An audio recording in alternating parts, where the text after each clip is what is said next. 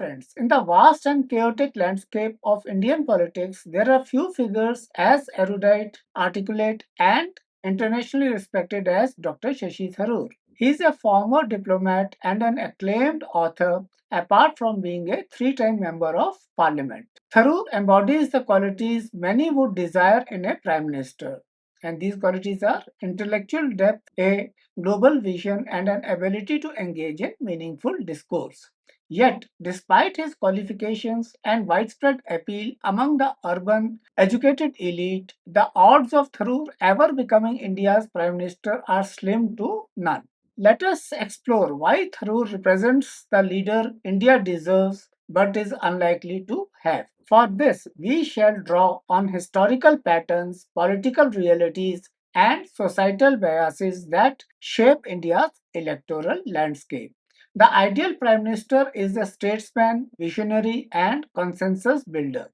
Tharoor stands out from other Indian politicians because of his vast diplomatic experience, skill in explaining complex matters clearly, and understanding of global affairs. His post as a UN Under Secretary General gave him invaluable insight into global policy, an asset for India's international standing. Moreover, Tharoor is a prolific writer and intellectual. His books, such as the great Indian novel and Inglorious Empire, What the British Did to India, demonstrate his deep understanding of India's history and global politics. Unlike many Indian politicians who struggle to engage with international media, Tharoor is comfortable in intellectual debates, a skill critical for global diplomacy. While Tharoor's credentials are impeccable, the structure of India's political system makes it nearly impossible for someone like him to rise to the top. The two dominant political forces in India, the Bharatiya Janata Party and the Indian National Congress, are largely driven by populist and dynastic politics, respectively. Tharoor, despite being a high profile member of the Congress, lacks the deep rooted mass appeal required to win at a national level. He does not enjoy Gandhi family's legacy based voter support. Moreover, his political brand is not a result of decades of grassroots organizing. Moreover, Tharoor does not have a dedicated caste or regional constituency that forms the bedrock of Indian electoral success. The internal dynamics of the Congress party also work against him. The party remains heavily reliant on the Gandhi family. As a result, figures like Tharoor, operating independently of traditional power, rarely progress past a certain rank. His unsuccessful 2022 challenge to Mallikarjun Kharge for the Congress presidency was revealing. Although he enjoyed considerable support among urban elites, the party's traditional power structure ensured a landslide victory for Kharge. The populist nature of Indian politics is a major obstacle to Tharoor's bid for prime ministership. Rather than intellectual discourse, emotional appeals, identity politics, and widespread mobilization sway contemporary Indian elections. Our Prime Minister exemplifies skilled political communication. He employs rhetorical flair, nationalist themes, and relatable language in his speeches to connect with the average citizen. On the other hand, while Tharoor's command of English and Hindi is superb, his speeches can sometimes appear overly intellectual and out of touch. His complex vocabulary makes him appear too sophisticated for the average voter. People go by perception no matter how flawed it may be. Tharoor has been educated in such elite schools like St. Stephen's and the Fletcher School. This elitist image is a significant drawback in a nation where voters favor leaders they see as relatable. India's electoral landscape is not kind to intellectual politicians. The most successful prime ministers, Jawaharlal Nehru, Indira Gandhi, and Atal Bihari Vajpayee, were not merely intellectuals.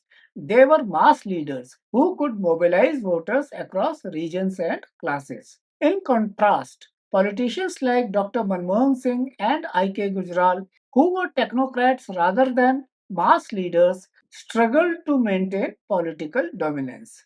Dr. Singh, despite being an economic reformer, remained overshadowed by Sonia Gandhi's political clout. Similarly, Gujral's tenure was short lived because of his lack of a strong grassroots support base. Tharoor, if he were ever in a similar position, would likely face the same challenges. In Indian politics, the influence of caste and regional preferences is a major challenge. Politicians frequently build their power base by aligning with particular castes or regions. Even our Prime Minister's success lies in mobilizing the OBC vote, a strategy contrasting with those of Mayawati and Lalu Prasad Yadav, who have focused on Dalit and Yadav votes respectively. Tharoor's support base does not belong to a single caste or regional group. He represents Thiruvananthapuram in Kerala, a state where the Congress is already facing stiff competition from the left and the BJP. His cosmopolitan identity, while attractive to urban voters, does not translate into a reliable vote bank.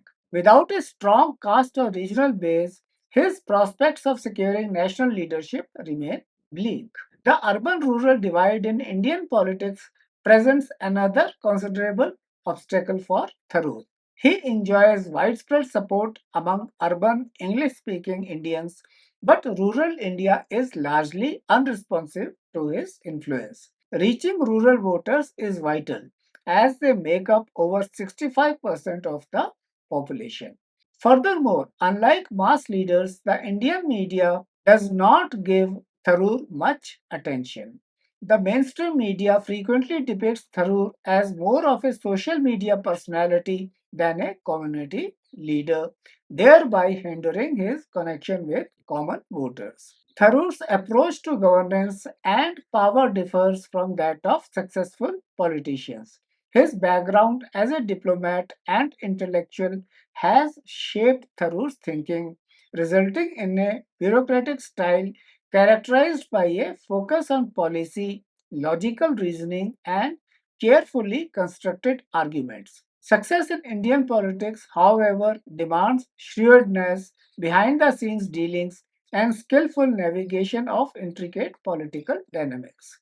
Indira Gandhi consolidated power within her party and shaped public opinion through shrewd political maneuvering. Tharoor's unfamiliarity with real politics makes it challenging for him to master the power dynamics required to achieve the prime ministership. To conclude, Tharoor's intelligence, eloquence, and global recognition make him a highly desirable candidate for India's prime ministership. He envisions an India that is progressive, inclusive, and internationally engaged, thus becoming a true global power. Populist narratives and caste based voting make his task difficult in India. Tharoor stands out in our political climate where emotion and identity often overshadow reason and merit. India deserves a prime minister who engages globally, governs intellectually, and develops genuinely. But in the current political climate, that prime minister is unlikely to be Shashi Tharoor. For now, India will continue to elect leaders who may not always be the most qualified but who are the most relatable to the masses. And as history has shown, in Indian democracy, relatability trumps brilliance. And that is the misfortune of Indian democracy.